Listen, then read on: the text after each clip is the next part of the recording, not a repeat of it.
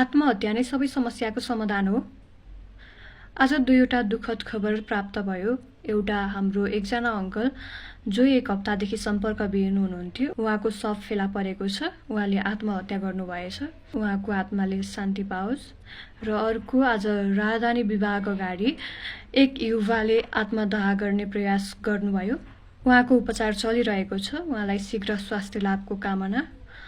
यो दुईटा घटनाले आज मेरो मनमा एउटा प्रश्न उब्जाएको छ, के आत्महत्या नै सबै समस्याको समाधान हो त?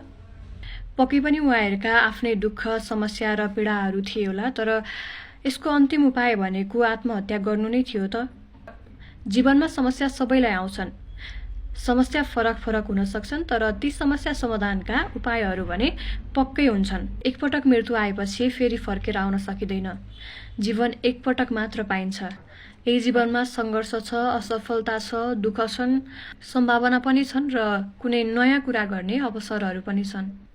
यदि कुनै बेला जीवनमा धेरै समस्या आइपर्यो भने, केही गाह्रो भयो भने त्यो समस्यालाई आफूभित्र मात्र सीमित नराखौँ। आफ्ना परिवार, साथीभाइहरूसँग, कोही नजिकको व्यक्तिहरूसँग ती समस्याहरू सेयर गर्ने गरौँ। सहयोग माग्दाखेरि यसले के सोध्छ कि भनेर नसोचौँ।